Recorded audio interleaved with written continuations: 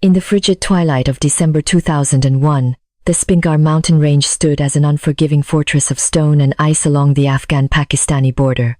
The bitter wind howled through jagged peaks, carrying the lingering ash of a fractured nation. For the elite operatives of the American Delta Force and their embedded CIA counterparts, this desolate landscape was the epicenter of a desperate global manhunt. Intelligence was fragmented, yet every satellite thermal bloom pointed directly to the labyrinthine cave complex known to the world as Tora Bora. The physical toll of the environment was immediate and severe, pushing the limits of human endurance as the operatives navigated the treacherous passes at altitudes exceeding 14,000 feet. Hypoxia threatened to cloud their judgment, while sub-zero temperatures relentlessly sapped the life from their high-tech batteries and aching muscles. Washington had explicitly denied requests for conventional ground troops, fearing a Soviet-style quagmire. Consequently, this monumental task fell upon a handful of hardened operators who were vastly outnumbered and operating without a reliable extraction point. This strategic isolation forced the elite American units into an uneasy alliance with local Afghan warlords, relying on loosely organized militias to serve as the primary ground assault force. The commanders, seasoned veterans of covert conflicts, understood the fragile nature of proxy warfare, where loyalties shift as rapidly as the mountain weather. They watched with calculated skepticism as their supposed allies, clad in traditional garb and wielding ancient rifles, prepared for an assault. The Americans knew they had to lead from the front, exposing themselves to constant danger. The sheer scale of the Tora Bora complex was a tactical nightmare, a subterranean city carved deep into the unyielding granite over decades of brutal conflict against the invading Soviets. Intelligence briefings described a sprawling network of reinforced bunkers, ventilation shafts, and fortified fighting positions capable of withstanding massive aerial bombardments. The Al-Qaeda fighters occupying these dark recesses were hardened zealots who had prepared extensively for this exact scenario. Penetrating this natural fortress required surgical precision and an agonizingly slow, perilous advance into the dark, frozen unknown.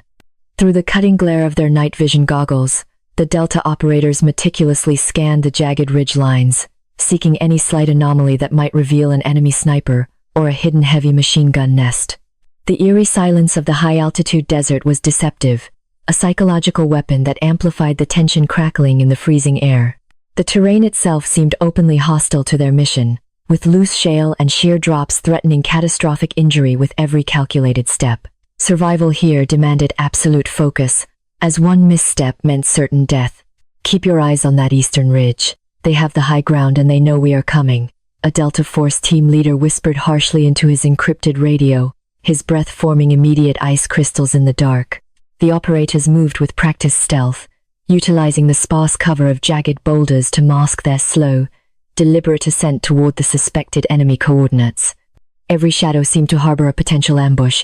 Every gust of wind sounded suspiciously like an incoming sniper round. The psychological pressure mounted exponentially in the darkness. Unbeknownst to the advancing Americans, the tactical situation on the ground was rapidly deteriorating, as the Afghan proxy forces exhibited alarming signs of reluctance and outright insubordination. Despite the lavish cash payments distributed by the CIA to ensure their cooperation, the local warlords seemed more interested in preserving their own power bases. The promised offensive maneuvers frequently devolved into chaotic, uncoordinated skirmishes that achieved nothing but alerting the entrenched enemy. The Americans quickly realized they were tethered to an unreliable vanguard that could bolt at any given moment. The technological superiority of the United States military was severely blunted by the brutal topography of the Spingar Mountains, rendering many advanced reconnaissance assets virtually useless in the deep valleys. Satellite imagery struggled to penetrate the dense cloud cover and the steep angles of the ravines, leaving the operators largely blind to the defensive dispositions below. They were forced to rely on dangerous, close-quarters visual reconnaissance, literally crawling to the edges of perilous cliffs. This tactical necessity placed them directly in the crosshairs of hidden enemy weapons. "I need a laser designation on that bunker complex right now, before they can maneuver their heavy weapons to pin us down," the forward air controller demanded, his fingers numb as he manipulated the targeting equipment. The red beam of the laser cut through the freezing darkness, an invisible tether linking the isolated ground team to the devastating air power loitering miles above. The anticipation of the impending airstrike offered a brief, tense solace against the hidden enemy. Yet, the mountain's depths remained a terrifyingly impenetrable, silent void. The political constraints imposed by distant decision-makers heavily burdened the operators, who knew that capturing the architect of the attacks required a massive, coordinated ground invasion, not a proxy skirmish. The reliance on Afghan militias was a calculated risk born of political caution, prioritizing minimal American casualties over guaranteeing the absolute destruction of the al-Qaeda leadership. This strategic compromise fostered a growing sense of frustration among the elite soldiers, who felt they were fighting with one hand tied behind their backs. The specter of failure loomed large. A sudden, fierce blizzard descended upon the Tora Bora valley, reducing visibility to mere feet and transforming the already treacherous landscape into a blinding, chaotic maelstrom of driving snow and ice. The sudden whiteout forced the Delta operators to seek immediate shelter beneath precarious rock overhangs, their mission momentarily suspended by the overwhelming power of the uncompromising Afghan winter. Huddled together for warmth, the soldiers meticulously checked their weapons and communication gear. The storm provided a temporary, uneasy pause in the relentless pursuit of their highly elusive target. Amidst the howling fury of the blizzard, a CIA operative intensely monitored a specialized tactical radio receiver, frantically scanning the encrypted and unencrypted frequencies for any sign of enemy communication. The electronic warfare environment was generally quiet, as the extreme weather forced both sides to hunker down and conserve vital resources for the inevitable bloody clashes to come. He adjusted the dials with freezing fingers, hoping to catch a stray transmission that might confirm the exact location of the high-value target. The static crackled endlessly in their freezing isolation. Then, an anomaly pierced the relentless static, a faint but distinct signal cutting through the atmospheric interference, capturing the immediate attention of the shivering intelligence officer huddled under his tactical poncho. It was a short-range, unencrypted radio transmission, indicating that the source was terrifyingly close, likely transmitting from somewhere deep within the cavernous labyrinth directly beneath their boots. The operative signaled frantically to the Delta commander, his eyes wide with a sudden, electrifying realization. The hunt had suddenly shifted from a distant pursuit to an intimate, terrifying proximity. I have a voice intercept on an open VHF channel, and the acoustic signature is a positive match. I repeat, we have a positive match, the CIA operative stated, his voice trembling slightly, with suppressed adrenaline. The commander leaned in close, pressing the earpiece against his frozen ear, straining to hear the faint, distorted audio cutting through the howling wind. It was a calm, almost serene voice speaking fluent, measured Arabic, issuing tactical instructions to his loyal fighters. The ghost had finally materialized in the electromagnetic spectrum. The voice belonging to Osama bin Laden resonated with an eerie confidence, completely devoid of the panic expected from a man hunted by the most powerful military machine on the planet. He calmly directed defensive fire and encouraged his fanatical followers to embrace martyrdom against the impending infidel assault, his words echoing through the hidden tunnels. The American operators exchanged grim, silent glances, the chilling reality of their situation settling heavily upon them. He was right there, incredibly close, yet entirely shielded by millions of tons of solid rock. The absolute certainty of his presence beneath their boots transformed the mission's parameters instantly, elevating the stakes from a reconnaissance patrol to a desperate, high-stakes siege against an entrenched fortress. Every soldier on that frozen precipice understood the historical magnitude of the moment, realizing that the man responsible for the deaths of nearly 3,000 innocent civilians was within their tactical grasp. Yet, the physical barrier separating them from their target was a terrifying labyrinth of stone and fanatical defenders. The psychological burden of this knowledge was immense. Keep the recording active and try to triangulate his exact position using the secondary receivers, the Delta commander instructed firmly, maintaining a calm facade despite the racing pulse pounding in his ears. The technical challenges of pinpointing a radio signal bouncing through miles of subterranean tunnels were staggering, heavily reliant on a combination of advanced algorithms and sheer, blind luck. They needed precise coordinates to authorize the deployment of specialized bunker-busting munitions capable of penetrating the mountain's thick crust. Without those numbers, calling in an airstrike was utterly useless. As the storm finally began to clear, revealing the jagged, snow-capped peaks in the pale moonlight, the operators carefully crept out from their temporary shelters, to resume their agonizingly slow advance. The radio intercepts continued intermittently, providing a chilling, real-time audio track to their perilous descent into the valley, a constant reminder of the elusive enemy commander orchestrating the defense. They navigated the icy crags with renewed urgency, knowing that every passing minute allowed the enemy to fortify their positions further. The element of surprise had been entirely compromised. The Afghan proxy forces, stationed further down the valley, remained blissfully unaware of the monumental intelligence breakthrough that had just occurred on the freezing ridgeline above their crude encampments. The American commanders made a calculated decision to withhold this critical information, acutely aware that the promise of a massive bounty might trigger a chaotic, suicidal charge or, worse, a treacherous betrayal. Trust was an absolute luxury they simply could not afford in this treacherous environment. They had to rely exclusively on their own tactical skills and lethal precision. Staring down into the gaping, black maws of the cave entrances dotting the lower slopes, the operators realized that no amount of aerial bombardment could permanently neutralize the threat hiding inside. They were going to have to go in, plunging into the claustrophobic darkness to hunt down the world's most dangerous terrorist in a brutal, subterranean close-quarters battle. The voice on the radio had stopped, leaving behind a heavy, suffocating silence that felt infinitely more threatening than the previous gunfire. The true horror of Tora Bora was beckoning them. The chilling realization that Osama bin Laden was transmitting from directly beneath their boots forced the American commanders to rapidly reassess their immediate tactical options. Despite the monumental intelligence breakthrough, the Delta Force operators and CIA personnel remained critically understaffed for a subterranean siege. Washington's steadfast refusal to deploy conventional battalions left them entirely dependent on the Northern Alliance proxy forces commanded by local warlords, Haji Zaman and Hazrat Ali. This uneasy coalition of fiercely independent militias was supposed to be the blunt instrument used to smash the Al-Qaeda defenses.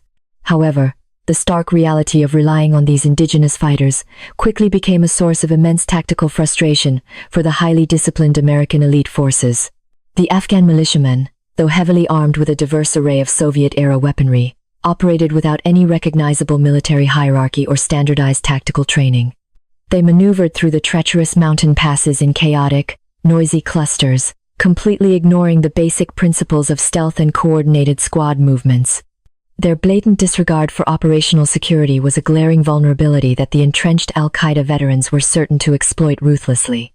The most glaring operational deficiency of the proxy forces was their absolute refusal to engage in combat operations after the sun had set over the Spingar peaks. As the freezing darkness enveloped the Tora Bora Valley, the Afghan fighters would routinely abandon their forward fighting positions without warning. They retreated down the treacherous mountain paths to the relative warmth and safety of their base camps, leaving the American operators dangerously exposed. In the brutal calculus of this mountain war, surrendering the night meant surrendering the initiative to the enemy. The CIA operatives desperately attempted to maintain control over the unpredictable militias by dispensing massive bundles of sequentially marked $100 bills to the local commanders. This sheer influx of American currency was designed to purchase unwavering loyalty and aggressive battlefield momentum, but the results were infuriatingly mixed. Intelligence intercepts suggested that some warlords were playing a dangerous double game, accepting American money while simultaneously maintaining covert communication channels with Al-Qaeda emissaries. The toxic atmosphere of suspicion and rampant corruption heavily undermined the structural integrity of the entire Allied offensive operation.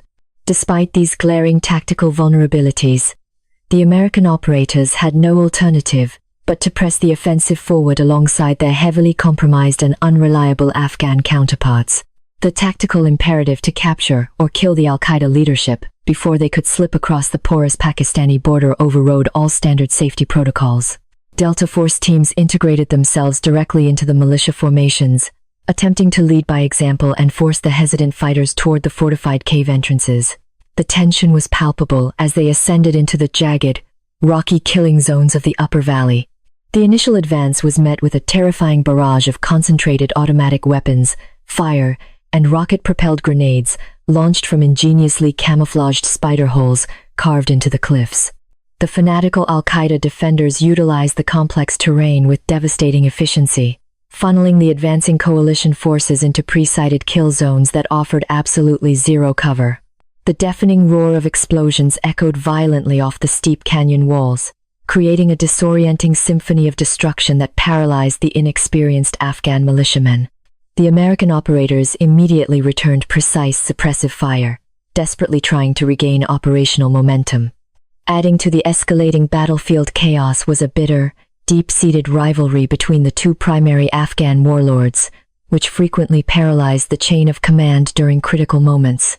Haji Zaman and Hazrat Ali spent as much time aggressively arguing over territorial control and future political spoils as they did directing their fighters against the entrenched enemy. This debilitating lack of unity meant that coordinated flanking maneuvers were practically impossible to execute under heavy enemy fire. The American advisors watched in sheer disbelief as their proxy army fractured along complex tribal fault lines. The dangerous illusion of a unified coalition offensive finally shattered completely during a critical push to secure a prominent ridge overlooking the primary Tora Bora cave entrances. A small, elite team of Delta operators and Air Force combat controllers had advanced aggressively ahead of the main militia body to establish an observation post. They painstakingly navigated a steep, shale-covered incline under the cover of a dense, freezing fog that temporarily masked their movements from the enemy snipers above. They successfully reached the crucial vantage point, expecting their Afghan allies to follow. Instead of the anticipated reinforcements, the Americans looked back down the treacherous slope, only to witness a scene of profound and utterly demoralizing tactical abandonment. The entire contingent of Afghan proxy fighters had unilaterally decided to halt their advance, turning their backs on the active battlefield to casually retreat down the valley. "They are leaving. The whole damn militia is just walking away to drink tea," a furious Delta operator hissed into his encrypted radio, disbelief lacing his harsh whisper. The fragile coalition had dissolved exactly when it was needed most. The sudden, catastrophic withdrawal of the indigenous ground forces left the small team of highly trained American operatives completely isolated on the exposed, freezing ridgeline. They were essentially a tiny, highly vulnerable island of advanced tactical operators marooned in an expansive ocean of hostile, heavily armed religious extremists. Without the sheer numerical bulk of the Afghan militia to draw enemy fire and attention, the Americans immediately became the sole focus of the entrenched Al-Qaeda defensive network. The deafening silence that followed the militia's retreat was terrifyingly pregnant with impending violence. The fanatical enemy fighters within the subterranean fortress instantly recognized the sudden tactical shift and capitalized on the absolute vulnerability of the isolated American forward observation post. Heavy DK machine guns, previously hidden deep within the shadowed mouths of the caves, were quickly rolled forward and aggressively locked onto the Americans' exact coordinates. A devastating, continuous torrent of large-caliber armor-piercing ammunition began to mercilessly shred the jagged rocks surrounding the pinned-down operators, filling the freezing air with lethal, high-velocity shrapnel. The sheer volume of incoming fire was absolutely overwhelming and entirely paralyzing. "We are taking massive, concentrated heavy weapons, fire from multiple elevated cave positions. We are entirely cut off and pinned down," the team leader yelled into his comms.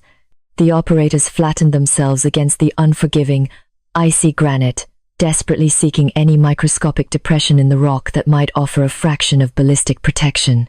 They aggressively returned fire with their customized assault rifles, but their lightweight weapons were woefully inadequate against the fortified, deeply entrenched enemy heavy machine gun nests.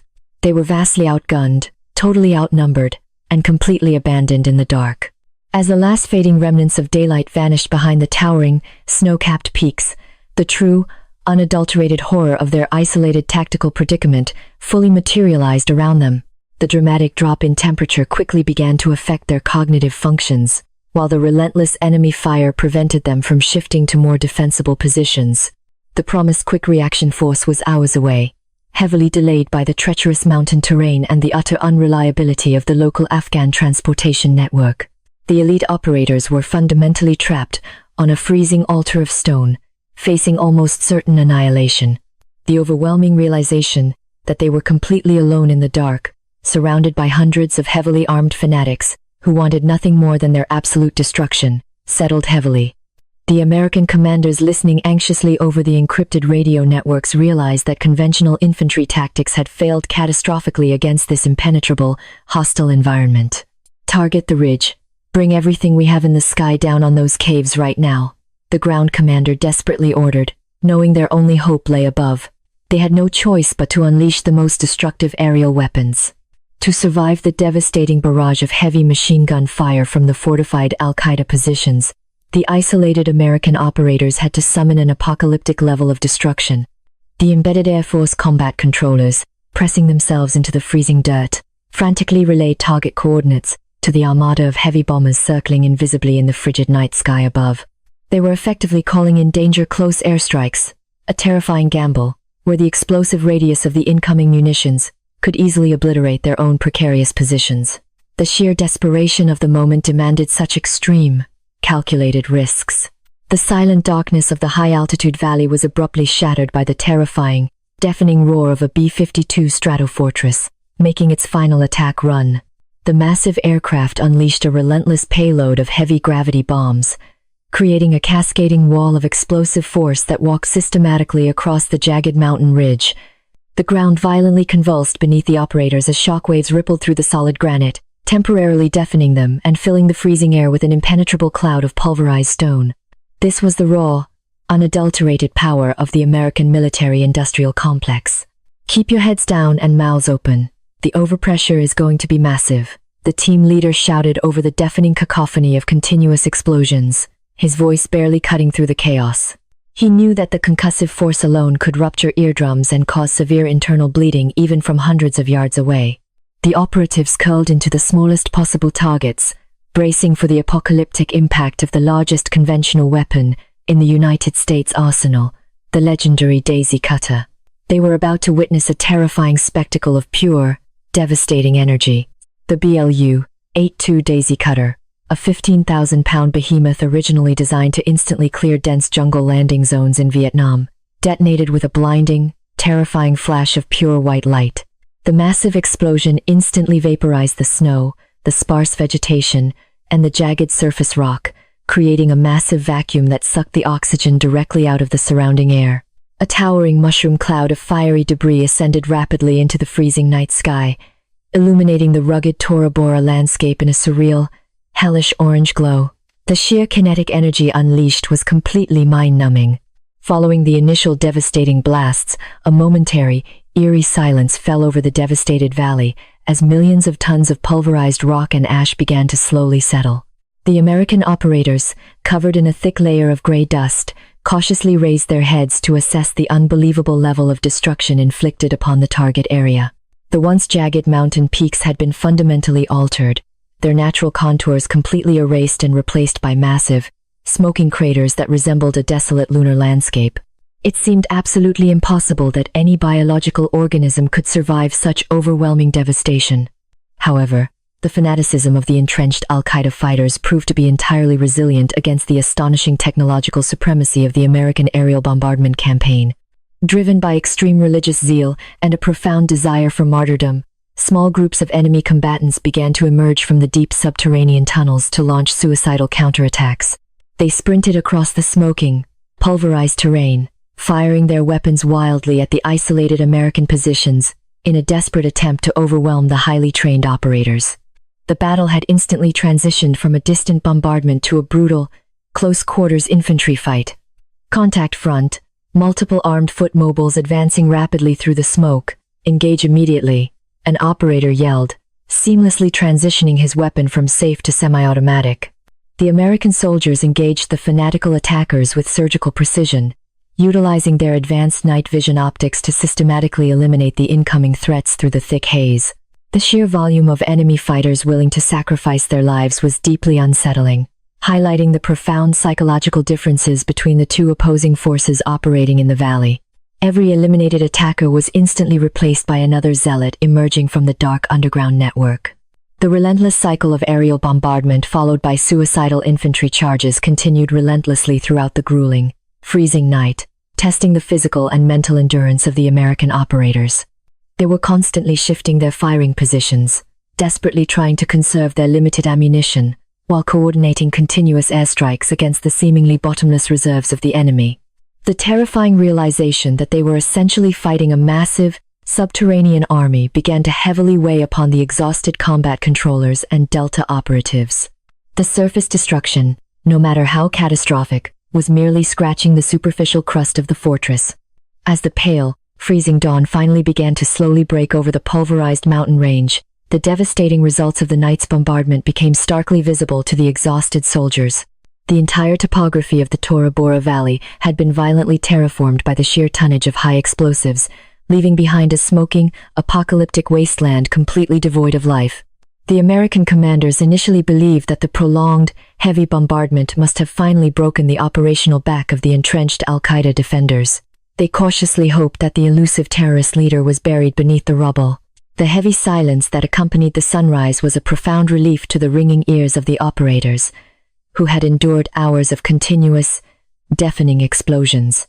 They meticulously scanned the destroyed landscape with their advanced thermal imaging devices, searching for any lingering heat signatures that might indicate surviving enemy combatants hiding within the smoldering craters. The initial scans revealed nothing but the residual heat of the massive ordnance detonations, offering a fleeting, deeply deceptive sense of total tactical victory. The operators cautiously began to prepare for a thorough battle damage assessment patrol. Then, the dangerous illusion of a definitive American victory was abruptly shattered by the unmistakable, rhythmic staccato of a heavy machine gun firing from an elevated position. The lethal burst of armor-piercing ammunition slammed violently into the rocks surrounding the operators, immediately forcing them back into a desperate, defensive posture. They stared in absolute disbelief at the dark, smoking entrance of a massive cave complex that had somehow survived the apocalyptic devastation, completely intact. The incredibly thick granite roof had flawlessly protected the enemy fighters from the heaviest munitions the military possessed. The chilling realization immediately washed over the seasoned commanders that modern bombs and technological superiority were fundamentally useless against this ancient, subterranean labyrinth of solid stone. The heavy ordnance had merely rearranged the front porch of the fortress, leaving the deeply entrenched inhabitants completely unharmed and fiercely ready for a protracted fight. If they truly wanted to eliminate Osama bin Laden and dismantle his fanatical organization, remote warfare was no longer a viable tactical option. The American operatives would have to physically cross the threshold and hunt him down in the absolute darkness. As the grim reality of subterranean warfare settled over the exhausted American operatives, an unexpected and highly suspicious diplomatic development abruptly halted their tactical momentum. The influential Afghan warlord, Haji Zaman, hastily contacted the CIA personnel with a shocking declaration that completely altered the battlefield dynamics. He claimed that the senior Al-Qaeda leadership, battered by the relentless psychological pressure and massive aerial bombardment, had formally contacted him to negotiate a surrender. This surprising proposition immediately triggered intense skepticism among the battle-hardened Delta Force commanders, who recognized the inherent deception. Zaman confidently relayed the specific terms of this supposed capitulation, demanding an immediate 12-hour ceasefire to allow the radical fighters to peacefully disarm and descend from their fortified mountain strongholds. The warlord argued passionately that this temporary pause in hostilities would prevent further unnecessary bloodshed and secure a massive intelligence victory for the coalition forces. However, the American intelligence officers deeply distrusted Zaman, knowing his extensive history of double-dealing and financial opportunism in the region. The sudden request for a ceasefire felt significantly more like a calculated tactical delay than a genuine surrender. This is a blatant stalling tactic. They are using this manufactured truce to buy time and reposition their forces. The lead CIA operative argued vehemently over the secure satellite communications link with headquarters. The forward-deployed commanders fiercely advocated for continuing the aggressive assault, warning that halting the offensive pressure would allow the most wanted man on Earth to easily slip through their fingers. They clearly understood that the complex cave networks provided numerous concealed exit routes leading directly toward the completely unmonitored and highly porous path. Despite the frantic and desperate warnings from the experienced operatives bleeding on the freezing ground, military leadership situated safely halfway across the globe severely underestimated the perilous tactical reality. Paralyzed by the terrifying political implications of inflicting mass casualties on potentially surrendering combatants, high-ranking officials ultimately bowed to the Afghan warlord's deceptive diplomatic pressure. The definitive order came down through the encrypted channels, mandating an immediate cessation of all offensive combat operations and aerial bombardments in the Tora Bora sector. The elite American hunters were abruptly leashed, forced to helplessly watch the mountains, An eerie and profoundly unnatural silence rapidly descended upon the heavily scarred valley, as the roaring bombers departed the airspace and the heavy machine guns abruptly ceased their relentless chatter.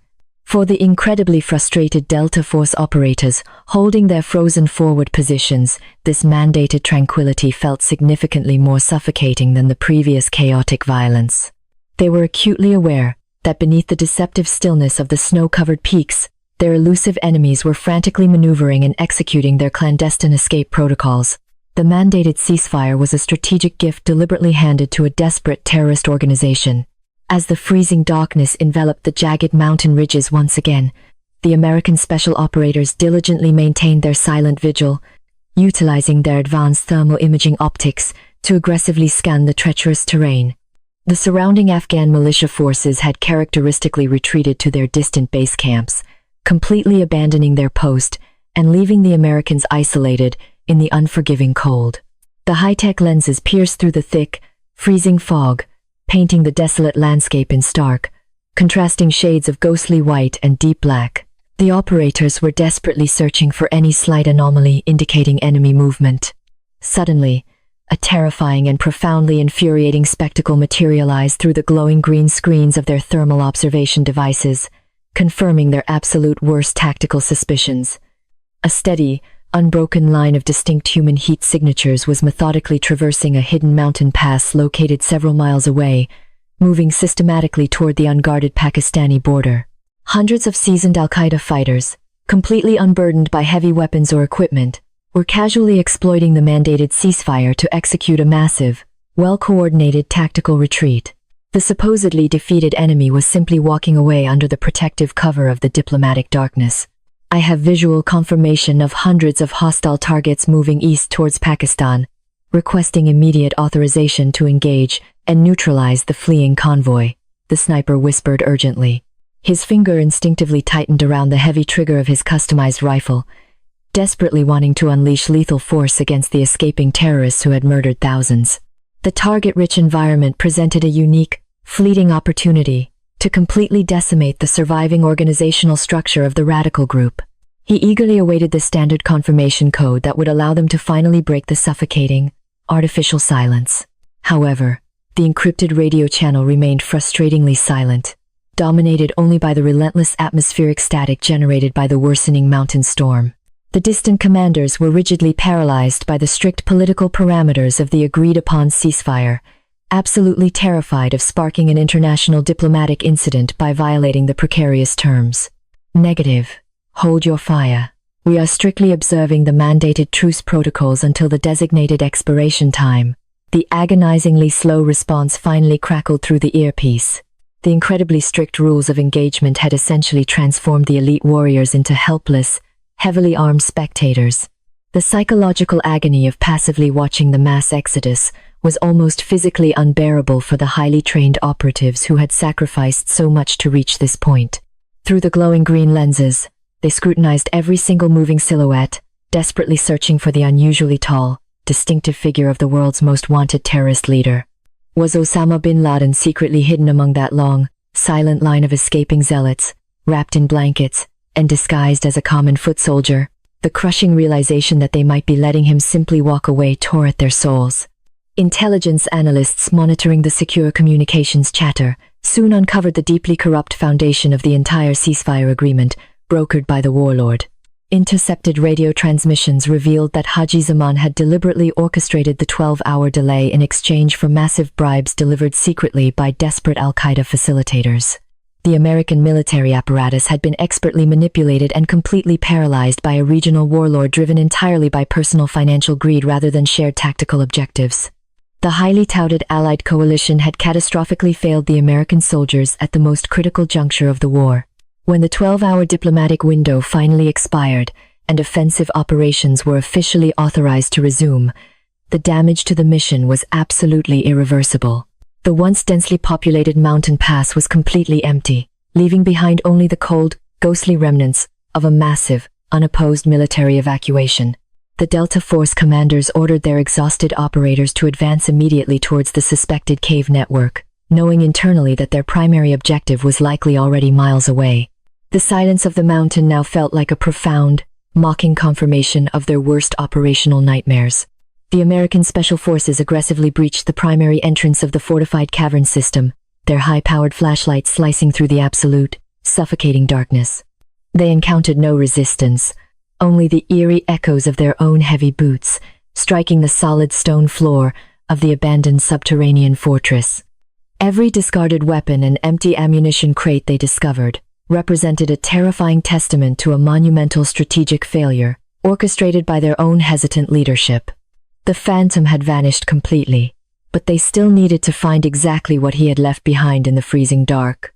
The elite Delta Force operators pushed deeper into the subterranean labyrinth, their tactical lights piercing the oppressive, suffocating darkness of the Tora Bora fortress. They navigated through the winding corridors with weapons raised, anticipating deadly booby traps or a suicidal rearguard left behind to cover the massive retreat. Instead of fierce resistance, they were met with an eerie, profound emptiness that amplified the crunch of their boots on the gravel floor. The highly anticipated final showdown had completely evaporated, leaving them chasing literal ghosts through the freezing, bomb-scarred stone corridors. As they systematically cleared the reinforced chambers, the overwhelming scale of the enemy's hasty evacuation became starkly apparent to the frustrated American soldiers. The rough-hewn rooms were littered with discarded military equipment, heavy machine guns, and countless thousands of ammunition rounds deemed too cumbersome for a rapid alpine escape. Discarded winter clothing and crude sleeping bags were scattered haphazardly across the cave floors, indicating a frantic and highly disorganized departure. The fleeing terrorists had prioritized speed over firepower, shedding their heavy gear to ensure they could quickly cross the treacherous mountain passes. The most agonizing discovery awaited the advanced reconnaissance team in a remarkably well-constructed command bunker located deep within the center of the granite mountain. Resting on a makeshift metal grate above a small, smoldering pile of charcoal was a large, blackened aluminum kettle filled with traditional Afghan tea. A CIA operative slowly removed his thick tactical glove and pressed his bare fingers against the side of the battered metal pot. It was still noticeably warm to the touch, a devastating physical testament to exactly how closely they had trailed their high-value target. They were just here. They were sitting in this exact room drinking tea while our commanders forced us to honor that fake ceasefire, a Delta team leader muttered bitterly, his voice echoing off the cavern walls. The sheer audacity of the warlord's betrayal and the subsequent American strategic paralysis struck the operators with the force of a physical blow. They had been artificially restrained by diplomatic protocols while the world's most dangerous fanatic casually finished his warm beverage and walked out the back door. The profound sense of political betrayal was absolutely overwhelming. Scattered across the makeshift wooden tables were stacks of radical propaganda leaflets, detailed topographic maps of the region, and hastily abandoned encrypted communication devices. While the intelligence analysts would eventually harvest valuable data from this discarded material, it offered absolutely no solace to the exhausted men on the ground. They had not scaled the freezing peaks and endured relentless heavy weapons fire to simply secure a pile of abandoned paperwork and radio equipment. The ultimate prize, the architect of the devastating September attacks, had successfully exploited their structural weaknesses to survive.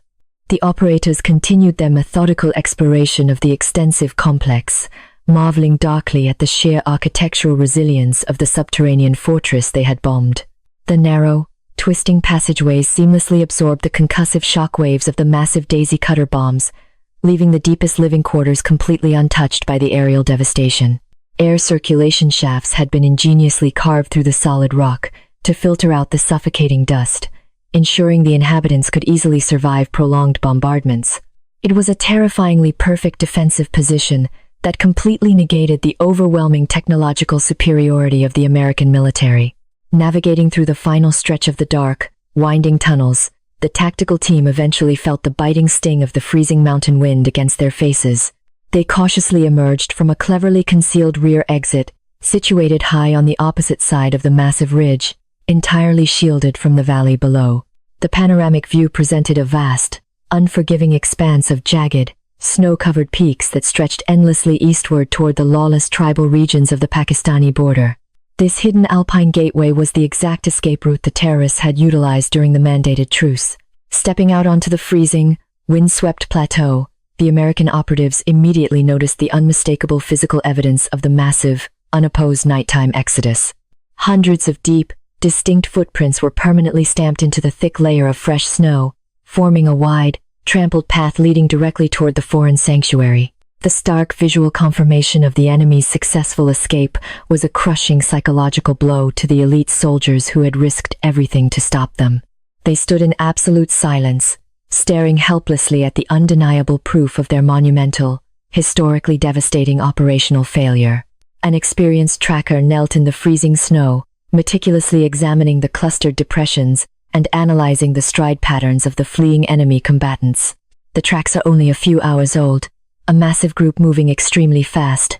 They knew exactly how long that diplomatic window was going to stay open, he observed grimly. Among the hundreds of chaotic footprints, it was entirely impossible to distinguish the specific steps of the towering terrorist leader they had hunted so fiercely. He was now just another anonymous shadow disappearing into the incredibly vast, ungoverned wilderness.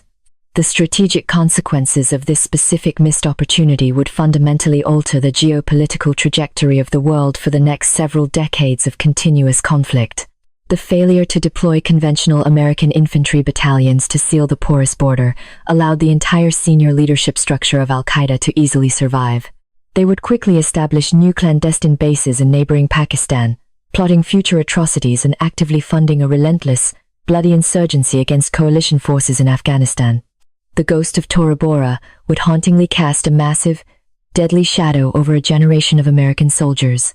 As the crippling adrenaline of the long, brutal siege finally began to fade from their exhausted bodies, the extreme cold rapidly seeped into their very bones.